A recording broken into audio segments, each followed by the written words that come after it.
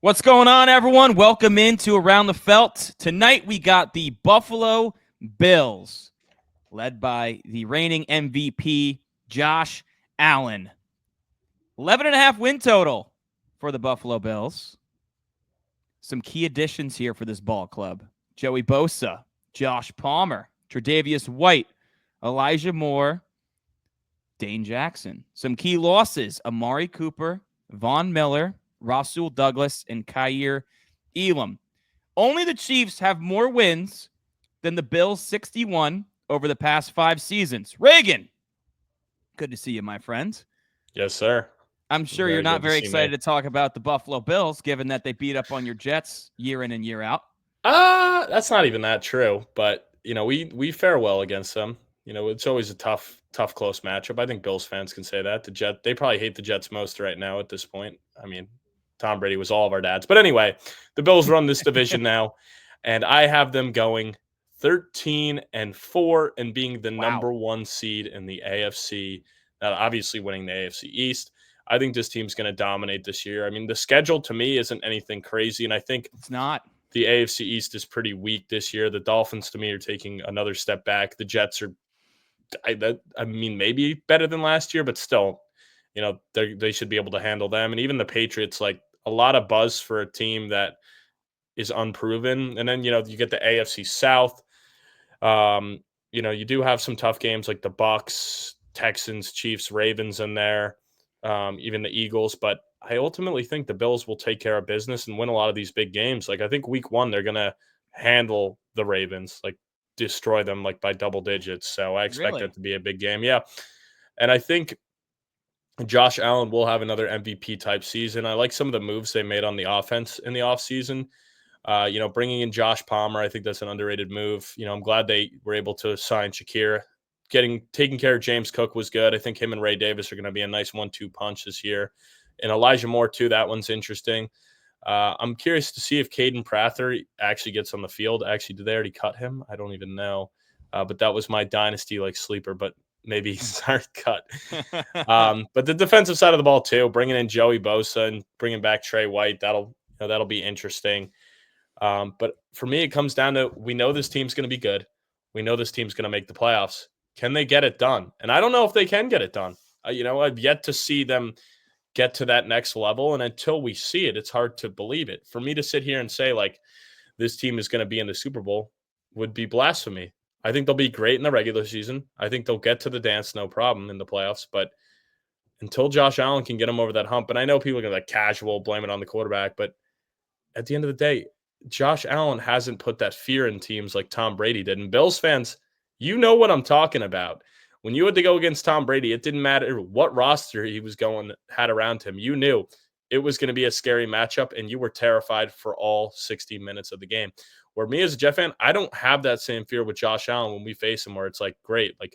All these injuries are happening, but at the end of the day, they still have Josh Allen. With the Patriots back in the day with Tom Brady, we felt that. So I don't know, man. It's tough. It's tough. But hopefully some of these key moves and, the ball rolls a different way. Maybe they can finally get past the Chiefs, or maybe one of these teams takes care of the Chiefs and, you just got to get past the Ravens or some other team we're not giving credit to in the AFC. But where did you kind of fall on them? Yeah, I mean, I'm very high on them as well. I got 12-5. It's going to be a great season in Buffalo. I mean, you alluded to the schedule. Based on forecasted Vegas win totals, it's the 5th easiest, which is a crazy draw for this Buffalo team that just won their division. Part of that is, I agree with you. I think the Dolphins are going to regress. The Patriots, I mean, their win total is a lot higher than I anticipated, but still they have a lot to prove. A lot of respect. And the Jets, they're the Jets at this point. Sorry, Reagan, no offense. But, I don't think with Justin Fields, they're threatening Buffalo here. I think the Bills are going to run away with this division for sure. I am a little concerned. They had a plus 28 turnover differential last year, and that's just absolutely insane, ridiculous. It's going to be hard to replicate that. But I also think that they can improve as a team, particularly at the wide receiver core. Khalil Shakir had 821 yards last year, only 4 touchdowns, but, really he took over that number 1 role in the slot there for that team. That was big for Josh Allen. I'm hoping Keon Coleman takes a step forward. He only had 556 yards and 4 touchdowns, only on 29 receptions in 13 games. So, he's got the big play ability. We just need to see more separation, getting open, and holding on to the ball a little bit more. But I think Keon Coleman is a little sleeper to have a good year. Really? Yeah. I'm so out on him. I'm so out on him. I was out on him too until I really dove into this, and I was like, damn, like the underlying metrics are there. I mean, he's a great athlete. He's 6'4". Like, he should be the red zone guy. And with Josh Allen, like, he's waiting for someone to break out. I know he's like more of a facilitator and like he spreads the ball around, but I think someone's got to take command here. And I think Keon can have a much better second year. I'm not saying he's going to break 1,000 yards, but I think the touchdowns will be up for sure. And then Dalton Kincaid, man. I mean, I know same story that he just said, basically. In our Ultimate Fantasy podcast, if you haven't checked that one out before your fantasy drafts, please do so. It's a great episode. Leave a comment there. But Kincaid just has to be better. And he only ran a route on 63% of their pass plays last year, which is not ideal because coming out of Utah, he was kind of known as that receiving threat. So I want to see him on the field more. I know Dawson Knox still has a role, but he did lead the team with a 27% target share when he ran a route. The problem is he just wasn't out there all the time. So maybe we jumped the gun on Kincaid last year, and this year it could be his breakout. I'm hoping for it. The offensive line is awesome. Deion Dawkins, one of the best in the business. Cook was great last year, 18 touchdowns, over 1,200 yards. I agree. I'm happy they took care of him. You know what? They didn't break the bank either, Reagan. Oh, you're like, I'm sorry. I thought that was like, you're asking me. Are you telling me? I'm saying like they didn't have to break the bank for him because he was holding out like hoping for a Saquon Barkley type of contract. Yeah. I'm sorry. I thought you got his. I see what you're saying. I thought you were asking me like, did they break the bank? Yeah. No. I mean, I think it's great they were able to keep him there. I mean, he was obviously had a crazy productive season last year. Especially when Josh Allen is like running all over the place himself for over 500 yards and 12 touchdowns. Like, it definitely helps having that threat of Josh Allen. Yeah, of course. But still, it's good they got that handled because that was obviously, he's one of their better players on the offense. Yeah, absolutely. Going over the defense, I'll get back to Josh Allen because I want to push back a little bit on the Josh Allen playoff hate. Going to the defense, I like this front a lot, especially if Joey Bosa is going to be healthy and look like he was a couple of years ago with the Chargers. Ed Oliver's a beast. Greg Rousseau is a beast at 8 sacks. Terrell Bernard had to step into a big role at linebacker with Milano missing a ton of time again. Yeah, Milano had to take a pay cut. I know we've loved Milano on this podcast the past 2 years. I am a big Matt Milano guy. He only played 9 games in the last 2 years, man. Yeah. So he's a sleeper to really help this team out a lot if he could stay healthy in 2025. The secondary, they were 5th in INTs last year, but you look at who's back there starting, and I don't love it per se. Like Christian Benford's all right. Teron Johnson's all right in the slot. DeMar Hamlin, like great story, but really struggled in coverage, and Taylor Rapp did too. So I don't love the safety tandem. So maybe. Well, that's the weak point of the defense. It's where they're going to get beat is the secondary. And especially if you're anticipating a lot of shootouts with Josh Allen, in that offense. So, full steam ahead for this Bills offense in fantasy football. Yeah, and I mean, if for fantasy football, like they're a defense I'm probably targeting for wide receivers, just knowing that like if the Bills get up big, there's going to be a lot of passing.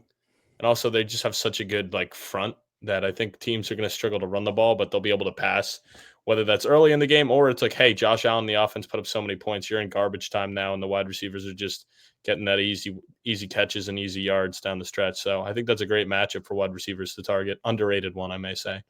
I agree 100%. Now back to Josh Allen here. Did you know over the past 5 years, he has the best touchdown interception ratio of any quarterback in the playoffs? The best expected points added per play and the best success rate. He's got 25 touchdowns to 4 picks. And in the 5 playoff losses, majority of those to Kansas City, the defense has allowed 33.2 points per game.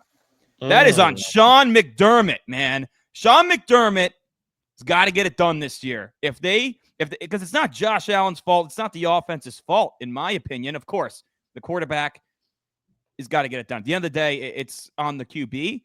But in my opinion, Sean McDermott, if he can't get this team over the hump and his defense gets steamrolled again in the playoffs and they fall short, something's got to change there. And it sounds crazy saying Sean McDermott could be on the hot seat if they don't make a deep run. But I Well, don't I think would it's say that he already is on far-fetched. the hot seat. I would say it's Super Bowl, and not to win the Super Bowl. They just got to make the Super Bowl. If they don't, they might move on. But then They again, they might. the Steelers have hung on to Mike Tomlin for so long. I mean, granted, he has the Super Bowl ring, but like they've held him there forever, and they haven't been going anywhere outside of the first round over the past 10 years. They're like, what was that stat? They like 3 wins in like 12 playoff games or some shit Yeah. like that. Yeah, like Like, they haven't won much. so it's hard to say. I mean, obviously different ownership. Um, but I would think, I mean, Buffalo is different, man. They don't have the Super Bowl, so it's like, when you have this talented quarterback and you also don't want to waste his prime years where it's like maybe it is time for that. So I think there is a chance of if they, ultimately don't even make it to the AFC Championship, Sean McDermott's probably gone. And I don't think it's that crazy to say because I agree. they've come up short so many times. So I agree with you on that. I think he will be fired if they, can't make the Super Bowl. AFC Championship, I guess it depends how it goes. But if they're out, if they don't get the 1 seed and they're out in the wild card round or out in the divisional round, I mean, especially if it's to like Kansas City, it's like, all right, listen, this guy's been bounced so many times by them now. Like, you're not moving on from Josh Allen. He's not the issue. And there's no player that you're going to get that's really going to change it. It probably comes down to coaching. So that is fair. Yeah, and what's the definition of insanity?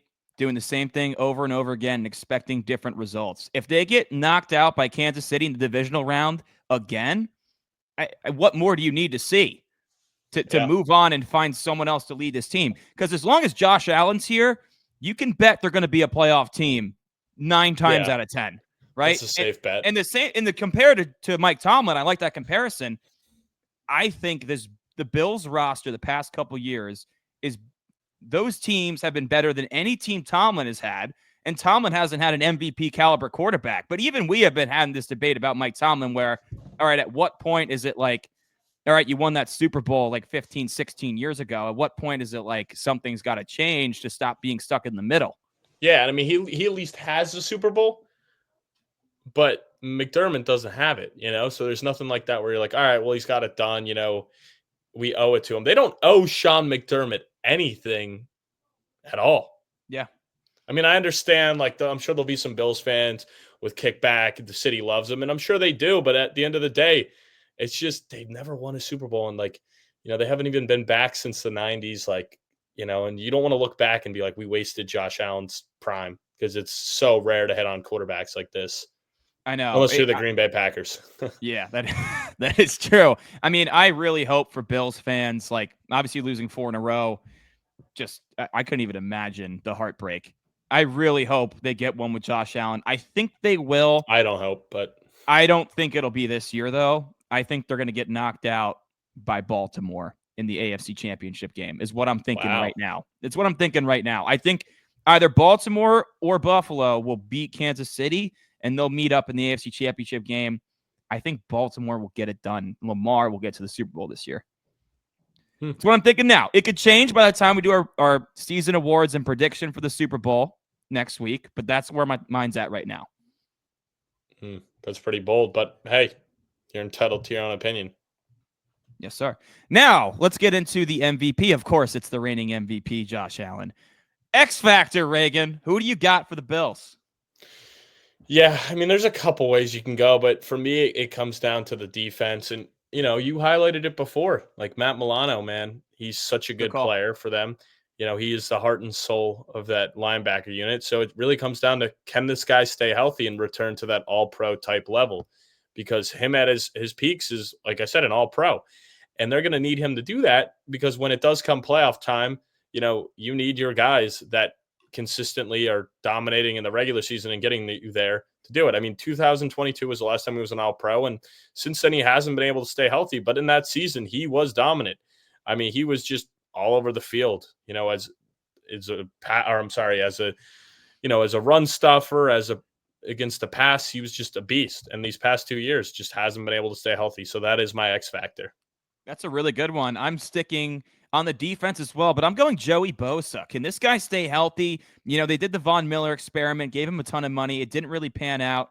He was more of a rotational role at the end of his stop there. Joey Bosa is going to be an every down end for this team, I believe, opposite Greg Rousseau. And if you can get Joey Bosa in that double-digit sack range, I mean, how huge would that be for this team? And How has Patrick Mahomes and the Chiefs lost in the playoffs? Because their offensive line couldn't stop the pass rush. He was running for his life. So it's the X factor for maybe it won't matter as much in the regular season if Bosa has 7-8 sacks. But can he turn it on in the playoffs, in the postseason, where, he's never been to an AFC championship type of game on the big stage? What kind of impact can he have at that stage of the season?